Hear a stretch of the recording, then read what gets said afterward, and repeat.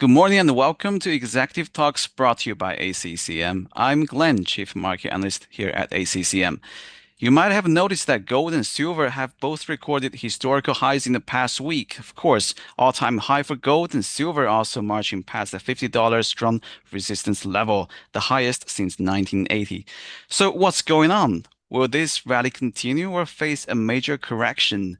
To find out the answer, I have invited a very special guest to our conversation. He has more than 30 years of experience in the precious metals trading industry. He is also a seasoned leader and expert who has held managing director positions at major global financial institutions. He provided expertise to the World Gold Council in the launch of the gold ETF. Let's welcome Bob Gottlieb joining us from New York. Welcome to the Executive Talks, Bob. Hey, Glenn, thanks for having me. Great, Bob. So tell us what's happening with the precious metals, especially gold, going from sub $2,000 in late 2023 to over $4,000 as we speak. Yeah, it's been a major run and one that I don't think is near over. Uh, First of all, we had tremendous central bank buying. If you take a look in the last 5 years, central banks have added over 1,000 tons per year. Prior to 5 years ago, that quantity was under 500 tons. So they basically have stepped up to over double in the last 5 years. With that, I think if you look at the biggest part of the run, it's been subsequent to our new U.S. administration coming in. And what that basically has done is created a bit of fear among other countries with the U.S. And in addition to geopolitical fear that has been abundant around the world with Ukraine, the Middle East, and Asia, I think what's overriding this is more the economic uncertainties of the world in addition to the geopolitical. And clearly, our present administration has been flip-flopping, especially with tariffs and other economic policies. They've done a great job. Obviously, yesterday we saw the release of the hostages, and we could talk about that and geopolitical later. But the key is that countries are afraid of the U.S. and therefore they're diversifying away from the U.S. using gold as the major proxy and safe haven asset. Oh, cool. Thanks, Bob. So, as you've mentioned previously, that gold CBS are diversifying away from the US dollar. Are we at the end of globalization, or have we entered a phase of destabilization? Yeah, actually a question I've been bringing up in the last week or two is, are we at the end of globalization? And I think we are. And if we look at the patterns of buying of gold, especially, for instance, the ECB central bank, the central banks of the ECB have been buying gold for the last few years. They're raising the percentage of their gold reserves to their total reserves. And if you take a look, what the most amazing factor is that most recently the ECB announced that the number one holding is the dollar. The number two holding that used to be the euro. When you're talking about Euro central banks, the number two holding is gold, surpassing the euro. If that doesn't scream buy gold in today's world, what does? Very, very well said. That is screaming buying gold. Um, right, so Bob. And another thing you've just touched on is that the ceasefire in Gaza and exchange of hostages, that has sort of taken some steam out of gold on Friday. But silver is also showing more resilience after playing catch up with gold in the past 6 months or so. Do you expect a further divergence between the two precious metals? Well, I've been expecting a catch up to some degree with silver.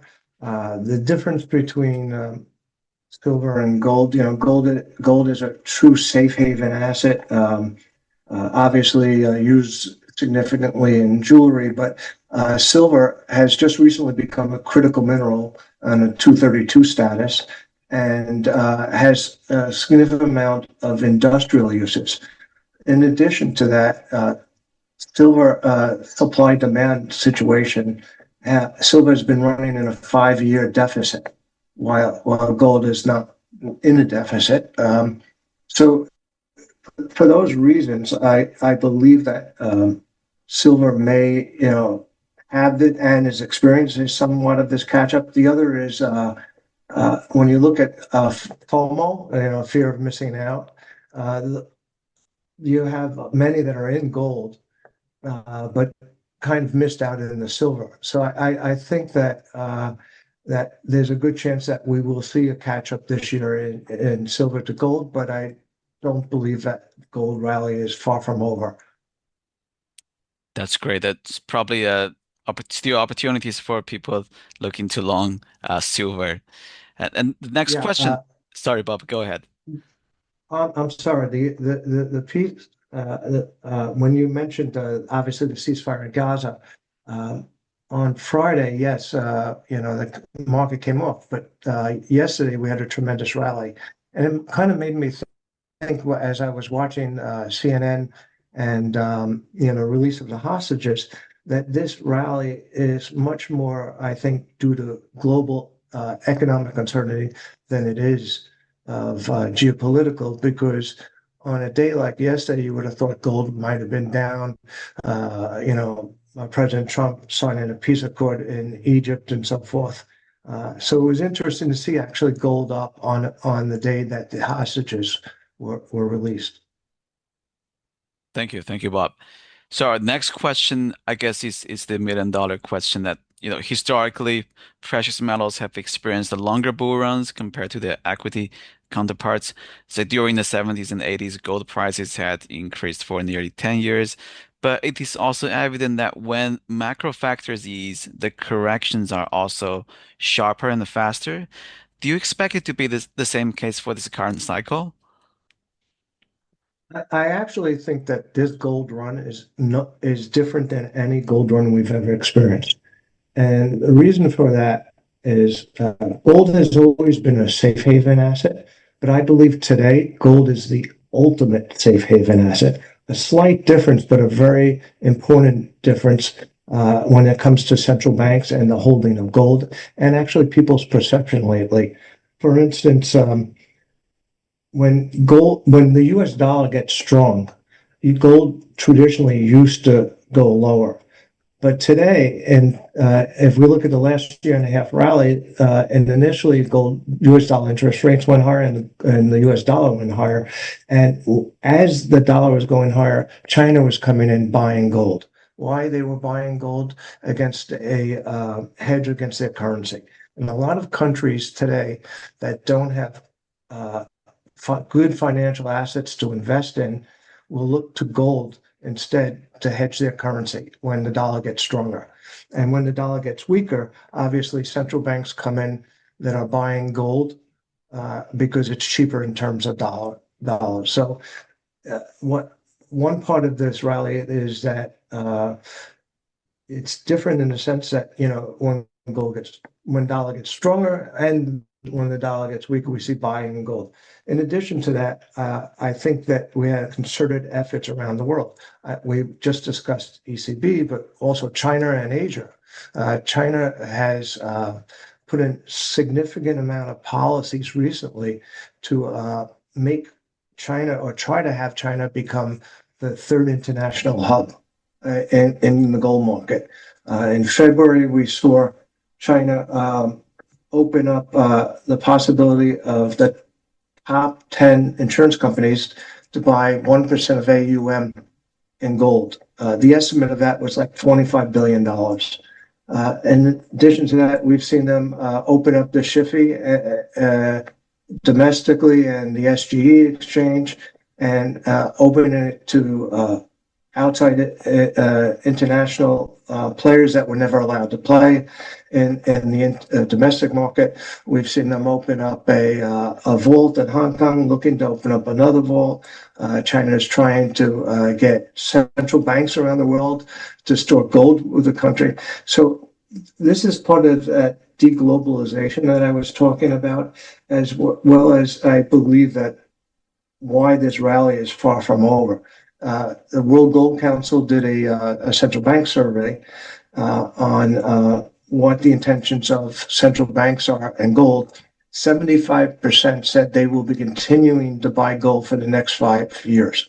So this gold rally is so different because it's really making gold a major reserve in every country. And I think that with deep pockets of 18% of whatever's been produced in the world held by central banks, I think this rally is different.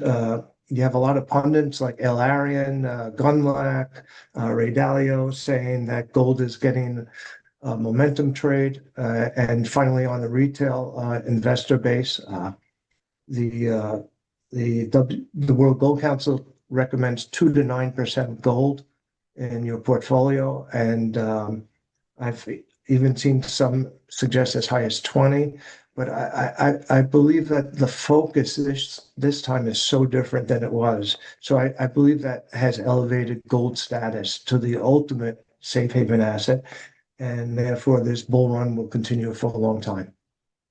Love that. Love that name, the ultimate safe haven asset. Thank Yeah, you so much for your time and insights, Bob. you're quite welcome. It was great to meet you.